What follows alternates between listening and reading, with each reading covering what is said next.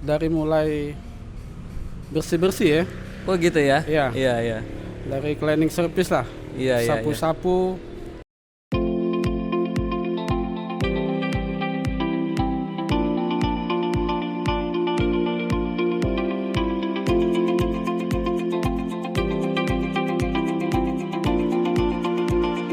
Assalamualaikum warahmatullahi wabarakatuh. Sahabat ngopi bareng MKN, salam akta. Alhamdulillah pada kesempatan yang baik ini kita bertemu lagi dalam episode yang kali ini tamu kita sangat istimewa ya. Sebagai notaris yang cukup berpengalaman ya. Langsung saja kita sapa. Selamat sore Kak Julasi. Selamat sore. Boleh dibuka Kak? Karena kita udah menerapkan social distancing ya. Ya, teman-teman, pada sore hari ini kita akan membahas dan juga melihat ya dari sisi pandang pengalaman dari tamu kita pada sore hari ini. Kak Jorasi, ini pengalaman menjadi notaris sejak tahun berapa Kak? Sejak 2008. 2008 ya, menjadi notaris. Tapi kalau saya dapat bocoran, udah lama berkecimpung dunia kenotariatan ya? Ya lumayan lama ya, sejak tamat sekolah. Tahun Jadi berapa itu? sejak tahun 1989 lah. 1989 ya. Wah, berarti sudah 31 tahun ya Kak ya? Ya. 31 tahun. Itu kalau boleh tahu Kak, dulu posisinya sebagai karyawan notaris atau gimana?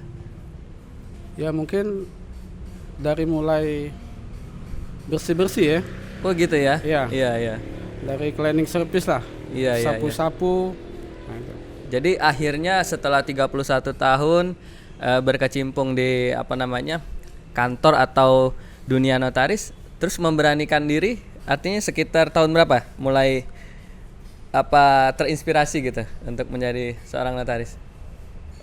Sejak notaris itu mungkin sejak tahun 2000 lah ya. 2000-an ya. 2000-an baru keinginan bagaimana sih menjadi notaris. Gitu ya. Oke, luar biasa nih. Jadi buat pemirsa ataupun penonton yang barangkali, karena begini Kak Jul, memang saya dengar juga banyak teman-teman yang awalnya mungkin bekerja atau berkecimpung dunia notaris, pada akhirnya memberanikan diri dan justru ketika menjadi notaris ilmunya sudah mumpuni ya karena seringnya pengalaman ya Kak ya. Oke.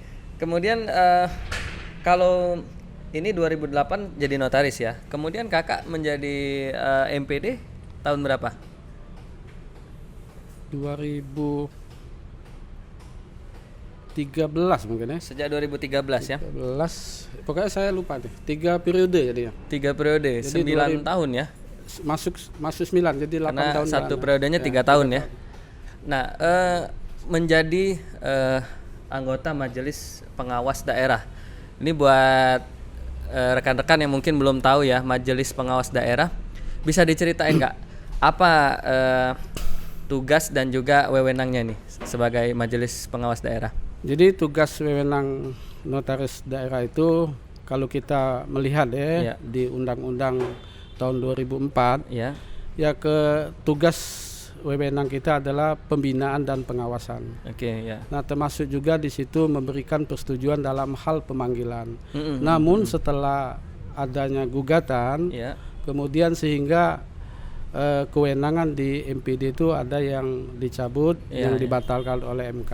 Nah, kemudian setelah 2014 kewenangan untuk memberikan persetujuan itu kembali ke Majelis Kehormatan Notaris. Ini sejarahnya. Sejarahnya ya. Nah, tapi tetap di kewenangan di MPD diberikan kewenangan juga termasuk pembinaan dan pengawasan. Ya, ya. Kemudian juga kita setiap tahun itu memang diamanatkan oleh undang-undang dan juga oleh peraturan Kemenkumham, sehingga kita minimal 1 tahun 1 kali pemeriksaan. Nah, namun kalaupun anggaran itu ada, kita bisa setiap 3 bulan itu bisa melakukan pembinaan dan pengawasan kepada rekan-rekan notaris. Artinya angka 1 tahun itu bukan angka yang mutlak Kak ya? Bukan. Artinya tergantung dengan kondisi MPD-nya juga ya. Jadi Kak Zulrasi ini MPD Kota Palembang ya? Kota Palembang. Ada berapa nih Kak anggotanya? Notaris di Palembang maksud saya? yang tercatat sekarang itu 280-an kalau tidak salah. 280-an ya. 280-an. Itu angka yang cukup banyak ya. Orang berapa Kak di MPD? Di MPD kita ada 3 unsur pemerintah itu 3, unsur akademisi 3, kemudian unsur notaris itu 3. Jadi 9 orang timnya ya. Ya. Nah kemudian kenapa bisa jadi MPD? Kira-kira apakah memang sesuai aturan atau ada pemilihan begitu? Seperti apa Kak kriterianya? Jadi memang keinginan kakak sebagai MPD ini memang suatu cita-cita kan. Kita ingin menegakkan daripada undang-undang, amanat daripada undang-undang tersebut. Nah, bagaimana sih kita di antara rekan-rekan ini atau kita sendiri kan juga kita sebagai notaris juga tidak luput daripada kehilapan ataupun kesalahan. Nah, sehingga dengan kita menjadi anggota MPD ya setidak-tidaknya kita akan memberikan contoh bahwa bahwa kita duduk di situ setidak-tidaknya kita sudah lebih lah dalam arti lebih waspada juga ya. Kita yang lebih waspada jadinya kan. Ya untuk masalah keilmuan mungkin sama. Betul. Pada saat kita menjadi notaris sebetulnya tidak ada yang lebih muda atau senior, itu tidak ada. Tapi semuanya itu adalah notaris. Tapi bagaimana kita menghargai yang tua dan kita menghormati yang muda misalnya kan Nah itu kembali ke situ. Nah jadi kenapa milih MPD ini suatu kepengen cita-cita sehingga saya mencoba. Pada waktu itu kebetulan pada waktu itu ketua Pengdanya itu kalau Ahmad Saripudin kalau saya panggil itu Kak Sarip Nah sehingga pada waktu dia anggota MPD juga saya memberanikan diri saya kepengen menjadi anggota MPD. Wah ini luar biasa ya. Jadi ternyata selama 9 tahun atau 3 periode ya Kakak menjadi MPD itu terbukti ya Kak banyak juga hal-hal positif yang mungkin yang paling tidak silaturahmi ya. Artinya, kalau kita sebagai notaris biasa mungkin untuk datang ke kantor-kantor kan agak sulit dibayangkan gitu kan. Tapi dengan kapasitas sebagai seorang anggota MPD itu sangat memungkinkan dan justru tugas ya Kak ya untuk datang ke itu. Selain dari silaturahmi apa nih Kak poin positif yang Kakak rasakan? Jadi kalau di kita pribadi sebagai notaris jadi dengan kita melakukan pembinaan dan pemeriksaan rutin dan juga mungkin adanya laporan masyarakat terhadap teman kita di notaris. Nah ini suatu menambah pengalaman wawasan sehingga kita juga cukup hati-hati dalam hal membuat akta. Nah kemudian juga dalam hal kita melakukan pembinaan setiap tahun itu juga ada suka dan dukanya. Kadang-kala kita tidak ketemu dengan notaris yang bersangkutan. Oh begitu ya. Nah, kadang-kala juga kita MPD ini seolah-olah ini pandangan kami selama 8 tahun masuk 9 tahun ini. Jadi bahwa MPD ini seolah-olah memberatkan bagi mereka, merepotkan. Nah, padahal kita tidak. Jadi memang MPD itu lahirnya karena amanat undang-undang. Ya. Nah ini harus pengawasan dan kontrol tadi ya. Tapi kalau kita kembali ke PJN Peraturan Jabatan Notaris Stablat 1860 itu, nah tentunya di dalam PJN itu pengawasan daripada notaris itu kan dilakukan oleh pengadilan. Nah, pihak pengadilan. Nah pihak pengadilan ini pengawasannya lebih ketat. Ya saya kan lebih kurang pada waktu itu sekitar 18 tahunan menjadi karyawan notaris. Nah ini pemeriksaan dari pengadilan itu ya kita tidak bisa seperti sekarang misalnya misalnya Hafiz nanti kita jadwalkan kan. Kadang-kala kita menjadwalkan itu daripada rekan kita. Kapan kamu ada waktu. Nah ini yang tapi kalau waktu dulu pengalaman karena saya pernah ikut harus mendampingi notaris Nah kita sebagai karyawan pada itu juga sangat repot. Sehingga kadang-kadang hari ini dijadwalkan kita sudah tunggu-tunggu mereka nggak hadir. Nah itu kita sudah kadang-kadang kita nggak siap mereka hadir. Namun di dalam amanat undang-undang itu memang pemeriksaan daripada MPD itu sewaktu-waktu. Jadi bisa saja dia datang tanpa ada pemberitahuan karena menurut daripada amanat undang-undang tersebut ya. Jadi berarti di masa pada saat dulu Kakak sebagai karyawan notaris mengalami itu di apa istilahnya didatangi mendadak atau Mendadak, disidak gitu ya, ya disidak. sama pihak pengadilannya. Mungkin ya sama-sama kita ketahui kan ini juga penyesuaian karena begitu banyaknya jumlah yang tadi kakak sebut 280-an ya di kota Palembang sendiri ya. Nah kalau itu hal yang positif nih. Kalau yang kira-kira pengalaman dukanya apa kak yang sering dialami? Dukanya itu tadi salah satu misalnya kita ketemunya hari ini ya. Ya. Nah ini nggak bisa. Kadang-kala ada di luar kota dan sebagainya. Nah inilah yang kita. Jadi kesannya kayak beban tadi ya kak ya, Ya, kayak merepotkan ya. Seolah-olah MPD itu menjadi repot. Ya, Padahal kita enggak. Di situ kita juga kan. Makanya saya berapa kali melakukan pemeriksaan. Mungkin Hafiz belum pernah ya. Belum pernah. Ya. Jadi saya selalu di pemeriksaan ini ada hak dan kewajiban. Baik kewajiban kita sebagai MPD maupun kepada rekan kita yang kita periksa. Jadi ada hak dan kewajiban semua. Iya. Nah, saya juga pernah itu. Kamu sebagai notaris bisa menolak kami hadir. Tidak menerima bisa, tetapi pada saat itu kan hak. Tetapi kamu juga harus melaksanakan kewajiban. Pada saat kami melakukan pemeriksaan, berarti kami harus memeriksa itu betul-betul. Tidak bisa ada tanda kutip timbulnya kan. Betul, jadi betul-betul kita periksa baik itu protokol, kemudian bagaimana minutanya, kemudian bagaimana si kantornya, kemudian bagaimana pelang namanya. Nah ini ditentukan semua. Di mana ditentukan situ di dalam Permenkumham. Nah Permenkumham ini kan ada diatur di situ. Jadi bagaimana sih pemeriksaan? Tentunya pemeriksaan itu ditentukan dalam berita acara. Berita acara tertuang di situ tertuang dalam berita acara.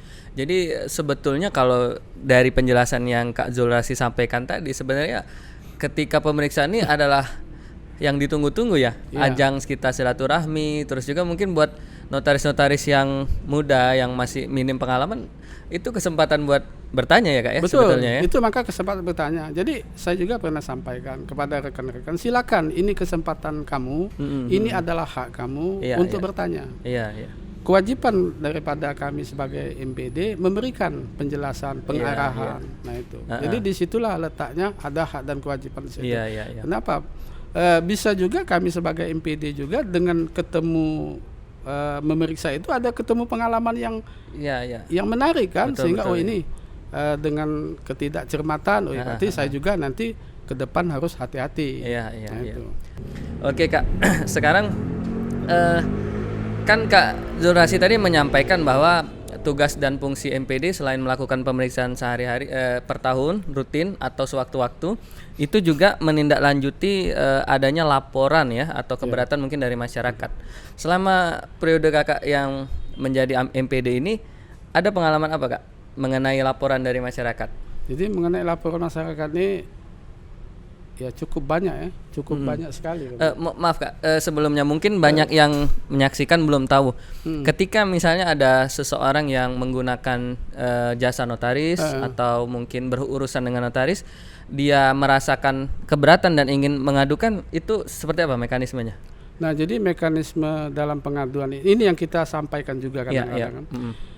Kalau bagi masyarakat menyampaikan, ya itu kan hak mereka. Ya betul. Jadi nanti kita pelajarin dulu. Kami MPD selalu melakukan evaluasi terhadap laporan ini. Apakah ini masuk di ranah kita atau bukan. Tetapi sebagai kewajiban daripada MPD, laporan itu memang tetap kita harus kita tindak lanjutin.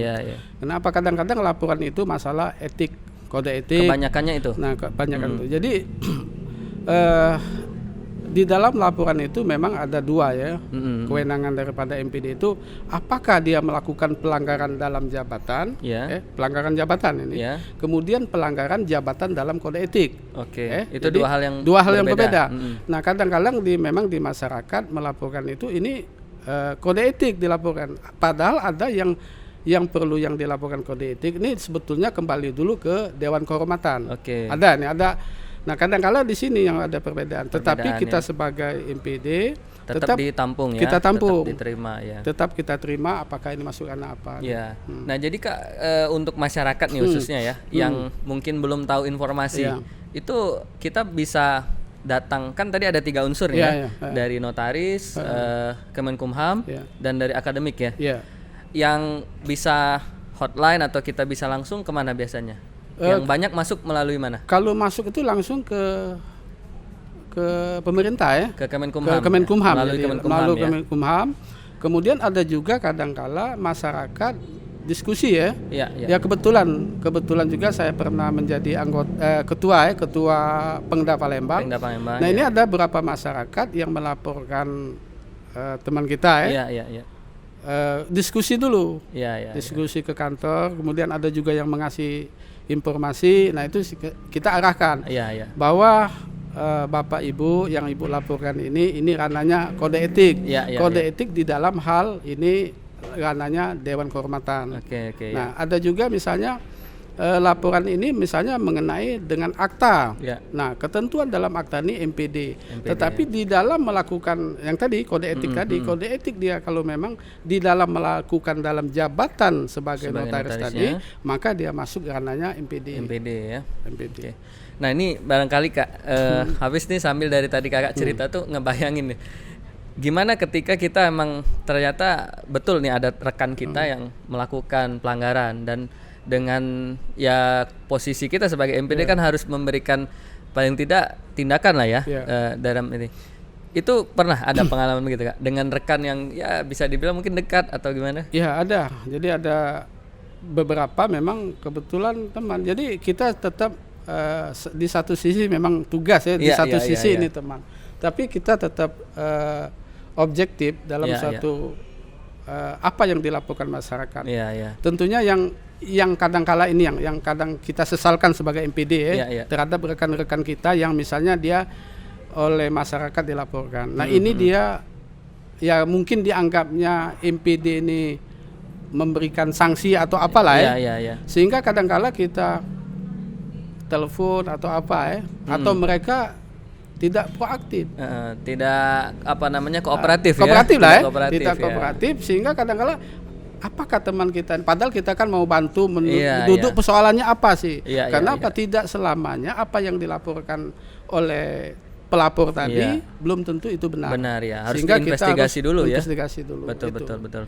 Itu jadi agak sedikit ada rasa inilah ya bertentangan juga ya. Di satu sisi kita sejawat tapi di satu sisi harus menegakkan apa namanya profesionalitas kita sebagai MPD gitu ya Kak. Kalau boleh tahu nih Kak, secara resmi ada intensifnya nggak? Ada ya kan Kakak misalnya warawiri nih datang ke kantor-kantor untuk melakukan itu ada dari ininya intensif maksud saya pengalaman ya. Iya. Jadi pengalaman itu 2015 kalau saya lupa nih. Jadi periode pertama itu memang ada ya. Ini pengalaman saya ya. Iya. Ada intensif.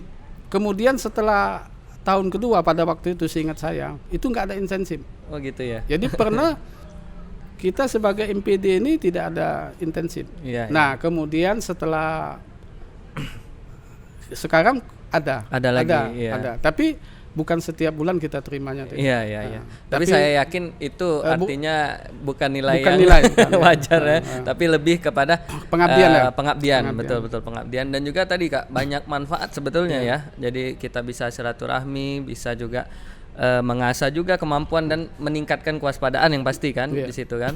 Cuma tadi ya kita berharap nih teman-teman yang menyaksikan acara ini bisa diluruskan nih Kak. Zul tadi kan bilang jangan dulu ngerasa repot gitu kan, ngerasa dibebani karena atau merasa bersalah belum tentu kan bersalah. Memang itu hak orang untuk mengadukan, tapi kita juga kan punya apa namanya hak juga untuk mengutarakan apa yang dari sisi kita begitu Kak ya, nggak serta merta gitu ya.